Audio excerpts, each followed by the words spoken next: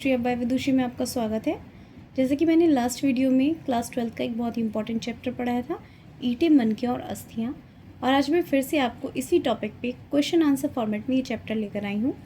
मात्र 4 question answers करके आप पूरा ये चैप्टर कंप्लीट कर सकते हैं और फिर उसके बाद आपको कुछ भी याद करने की इस चैप्टर में से ज़रूरत नहीं पड़ेगी, क्योंकि एग्ज़ाम में इससे बाहर आपका कुछ नहीं आने वाला है।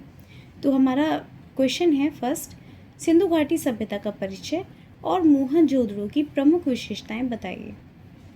यहाँ पर ये लगभग 35% आपका सिलेबस जो है इस चैप्टर का वो यहीं आकर ख़त्म हो जाता है। इसमें सिंधु घाटी सभ्यता का इंट्रोडक्शन पूछा गया है और मोहनजोदड़ो जो कि एक बहुत ही इंपॉर्टेंट वहाँ का नगर था उसकी विशेषताएं पूछी गई हैं। आइए स्टार्ट करते हैं। तो उत्तर है, सिंधु घाटी की सभ्यता विश्व की सबसे प्राचीन सभ्यताओं में से एक थी। इसका विकास लगभग 2600 ईसा पूर्व से 1900 ईसा पूर्व के बीच में माना जाता है। यह अपने परिपक्व शहरी जीवन और नगर नियोजन व्यवस्था के लिए विश्व भर में प्रसिद्ध है। इसके प्रमुख नगर हैं हड़प्पा, मोहनजोदड़ो, धोलावीरा, लोथल, राखीगढ़ी, कालीबंगन और चहुंदड़ो आदि। इसके अलावा भी बहुत सारे शहर यहाँ मिले हैं, लेकिन हमें ज़्यादा कुछ याद करने की इसमें आवश्यकता नहीं है। फर्स्ट यहाँ पर क्वेश्चन में जैसे पूछा है मोहनजोदड़ो की प्रमुख विशेषताएं, तो हमें वो बताना है। मोहनजोदड़ो यह सिंधु सभ्यता का एक विशाल और प्रसिद्ध नगर था। इसकी खोज 1922 ईस्वी में रखालदास बनर्जी ने की थी। इसका अर्थ है मृतकों का टीला, यानी कि मोहनजोदड़ो जो कि एक सिंधी भाषा का शब्द है, उसका अर्थ है मृतकों का टीला। मोहनजोदड़ो की प्रमुख विशेषताएं। नंबर 1, नगर नियोजन। मोहनजोदड़ो और हड़प्पा का नगर नियोजन लगभग एक जैसा था। नगर व्यवस्थित और पूर्ण रूप से नियोजित थे, यानी कि बिल्कुल वेल प्लान थे। सड़कें समकोण पर एक दूसरे को काटती थी, जो कि मैंने आपको ग्रिड प्रणाली में बताया भी था। पॉइंट 2 है मकान व भवन। यहाँ मकान पक्की ईंटों से बने थे। लगभग सभी घरों से आंगन और स्नान गृह में कुएं मिले हैं। सार्वजनिक उत्सव या कार्यक्रम हेतु विशाल स्नानागार व अन्नागार भी यहाँ से मिले हैं। थर्ड पॉइंट है जल निकासी व्यवस्था। हड़प्पा सभ्यता के लोग सफाई प्रेमी थे।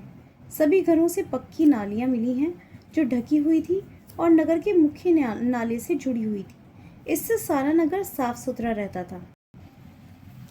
महान स्नानागार, यह हमारा फोर्थ पॉइंट है। मोहनजोदड़ो की एक विश्व प्रसिद्ध इमारत है महान स्नानागार। इसका प्रयोग किसी विशेष आयोजन पर होता होगा।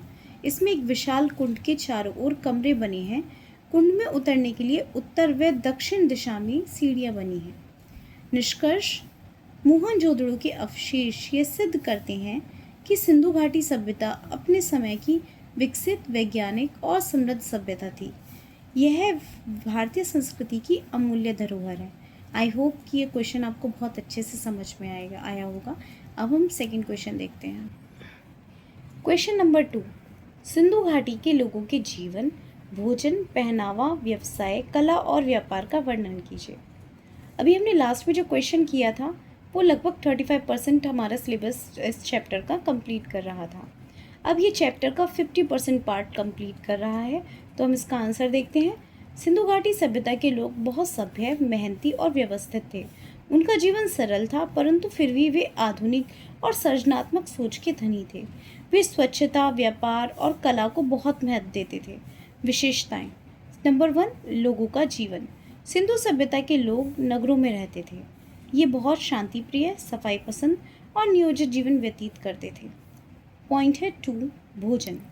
प्राप्त पुरातात्विक अवशेषों से पता चलता है कि इनका मुख्य भोजन गेहूँ, जौ, चावल, दालें, फल व सब्जियां था। ये मांस व दूध का भी सेवन किया करते थे। थर्ड पॉइंट है पहनावा व आभूषण। स्त्री और पुरुष दोनों ही आभूषणों के शौकीन थे। यहाँ से सोने, चांदी, तांबे, पत्थर और मनकों से बने आभूषण मिले हैं। ये सूती वस्त्र पहनते थे। फोर्थ पॉइंट है व्यवसाय। इनका मुख्य व्यवसाय व्यापार था। देखिए, सिंधु घाटी सभ्यता में व्यापार हमेशा बाहर हुआ है, विदेश से भी व्यापार हुआ है, और ये मोस्टली चीज़ें यहाँ उगाते थे और जो है बाहर इसको एक्सपोर्ट किया करते थे। ये कृषि, पशुपालन व हस्तशिल्प से भी अपनी जीविका चलाते थे। फिफ्थ पॉइंट है व्यापार। सिंधु घाटी सभ्यता के लोग देश विदेश में जल मार्ग व थल मार्ग के माध्यम से व्यापार करते थे। व्यापार मुख्यतः मेसोपोटामिया की सभ्यता के साथ होता था। मैंने आपको बताया था मेसोपोटामिया की सभ्यता सेंट्रल एशिया में, आपको आज जितनी भी मुस्लिम ये कंट्रीज़ देखने को मिलती हैं यहीं पर डेवलप हुई थी ये मेसोपोटामिया की सभ्यता, और ये हमारी सिंधु घाटी सभ्यता की कंटेम्प्रेरी थी, और हमारा मोस्टली व्यापार इसी से होता था, और ये भी एक नगरीय सभ्यता थी, आपको ये याद रखना है। वे मनके, कपड़े, कपास और वह आभूषणों का निर्यात करते थे, यानी इन्हें एक्सपोर्ट करते थे। और मैंने लास्ट वीडियो में समझाया भी था कि कपास उगाने में हमारे भारतीय पहले थे, जिन्होंने पूरे विश्व में पहली बार कपास उगाया है। 6 पॉइंट है कला व शिल्प। सिंधु सभ्यता के लोग कला में बहुत निपुण थे। यहाँ से प्राप्त सुंदर मिट्टी के बर्तन, कांसे की मूर्तियाँ, मनके व आभूषण इसका प्रमाण देते हैं।